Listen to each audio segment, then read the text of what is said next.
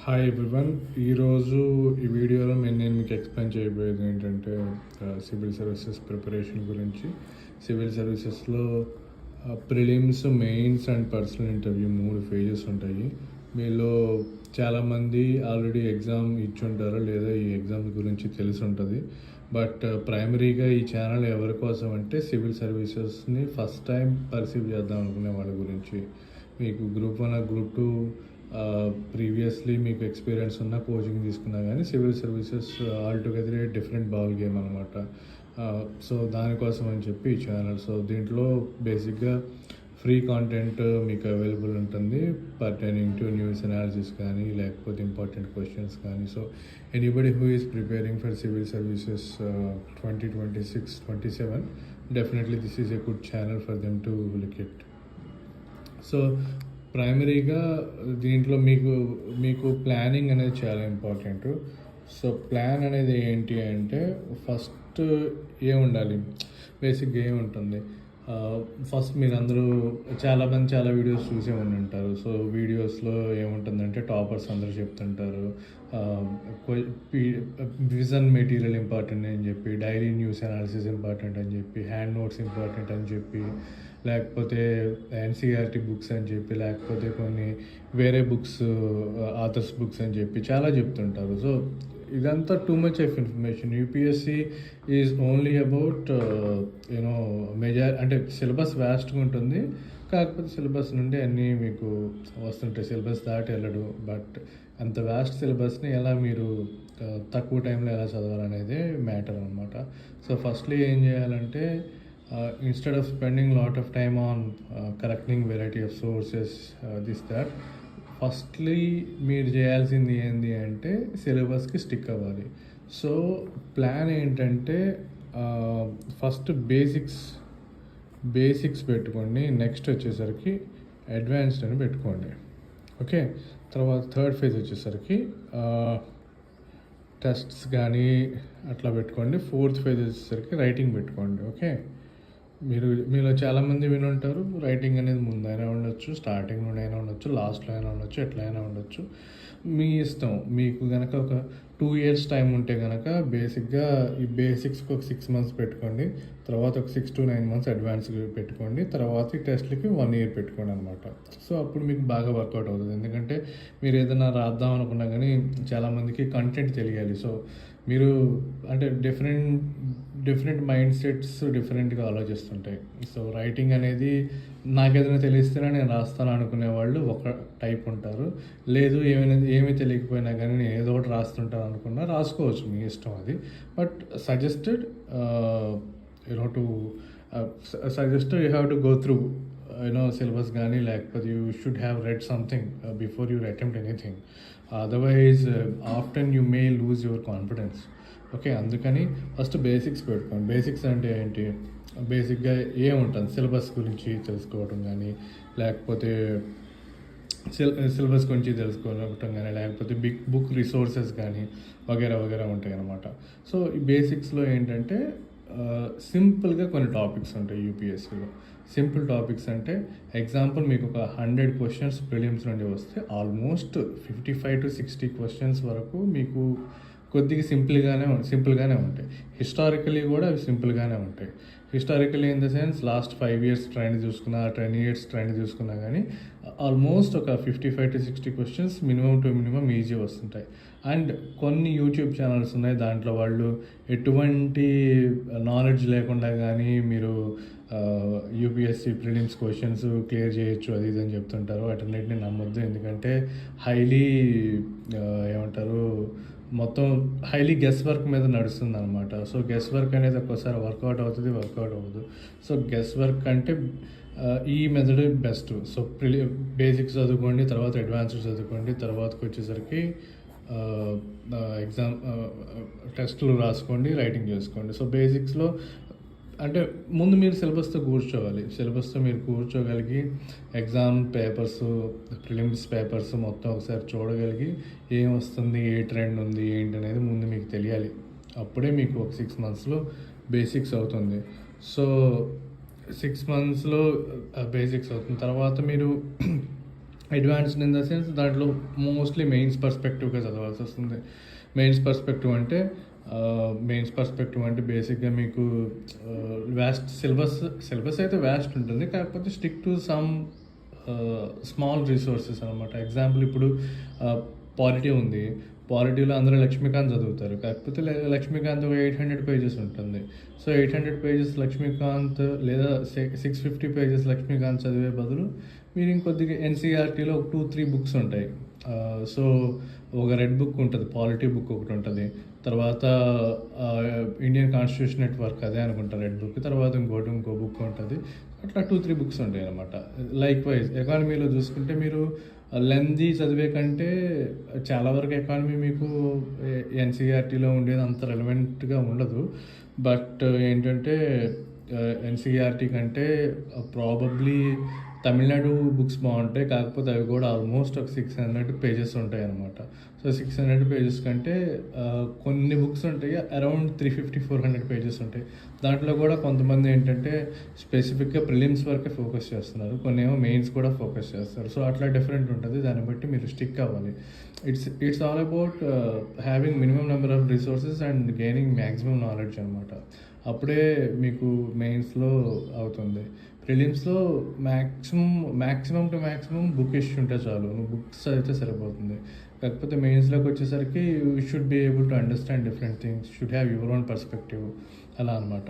తర్వాత వచ్చేసరికి టెస్ట్లు తెలిసిందే కదా మీకు.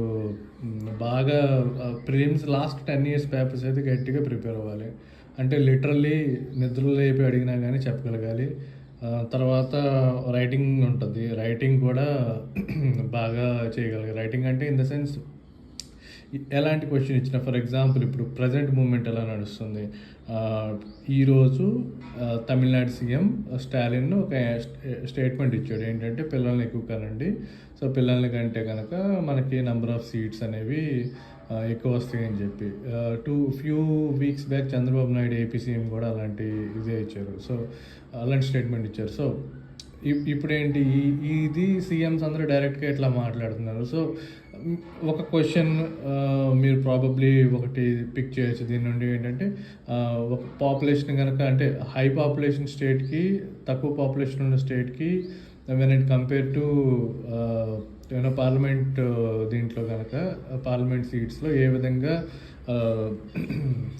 ఏమంటారు, ఏ విధంగా ఈక్వల్గా ఉంటుంది. So for example UP, Bihar లాంటి స్టేట్స్ హై పాపులేషన్ ఉన్న స్టేట్స్ని తమిళనాడు, ఆంధ్రప్రదేశ్, తెలంగాణ లాంటి తక్కువ పాపులేషన్ ఉన్న స్టేట్స్ తోటి కంపేర్ చేస్తే ప్రజెంట్ ఏం జరుగుతుంది అంటే, మనం ఎక్కువ ట్యాక్సెస్ కంట్రిబ్యూట్ చేస్తున్నామా, లేదా వాళ్ళు ఎక్కువ ట్యాక్సెస్ కంట్రిబ్యూట్ చేస్తున్నారా, లేకపోతే ప్రజెంట్ మనకి ఎక్కువ ఈ చిన్న స్టేట్స్కి ఎక్కువ స్పెండ్ చేస్తున్నారా, లేకపోతే పెద్ద స్టేట్స్కి ఎక్కువ స్పెండ్ చేస్తున్నారా, దేనికి ఎక్కువ స్పెండ్ చేస్తున్నారు, and with in the states spending trend ఎలా ఉంది. Spending trend in the sense ఏంటంటే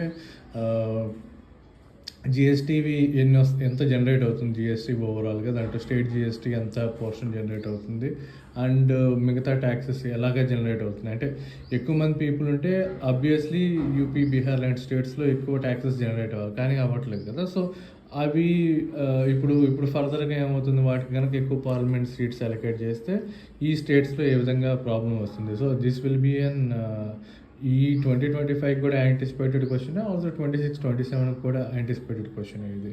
తర్వాత వచ్చేసరికి ఫర్ ఎగ్జాంపుల్ ఇప్పుడు రీసెంట్ న్యూస్ చూసుకుంటే కనుక lot of news around Gaza, iron dome కానీ వగేరా, డ్రోన్ బేస్డ్ మిలిటరీ అటాక్స్ కానీ ఇవన్నీ బాగా పెరిగిపోతున్నాయి. సో డ్రోన్ బేస్డ్ అటాక్స్లో ఇండియా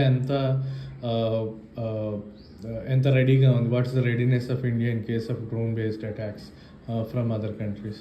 తర్వాత సాఫ్ట్ పవర్ అంటే ఏంటి, యుఎస్ ఇప్పుడు నెగోషియేట్ చేస్తుంది కదా రష్యాకి, యుక్రెయిన్కి మధ్య. సో ఆ పర్స్పెక్టివ్ నుండి కూడా you can pull out couple of questions అనమాట. So by and large you know ఏది చదువుతున్నాము, ఎక్కడ ఏ కంటెంట్ ఉంది అనే దానికంటే it's more about how you are able to see things in a different way, as well as how you are able to understand, like wise how you are able to articulate in a better way than others. Okay, so ఇటువంటి క్వశ్చన్స్కి maybe everyday get to see a lot of things in news. Telugu paper తీసుకున్నా, English paper తీసుకున్నా ఇలా ఉంటుంది. So news paper analysis అనేది ఇంపార్టెంటే, కాకపోతే mandatory అని అయితే నేను ఒప్పుకోను. మ్యాండేటరీ కాదు. బట్ మ్యాండేటరీ ఏంటి అంటే you should be able to pick at least 4 questions from your newspaper. English newspaper అయినా, తెలుగు న్యూస్ పేపర్లో అయినా కానీ pick 4 or 5 things like this.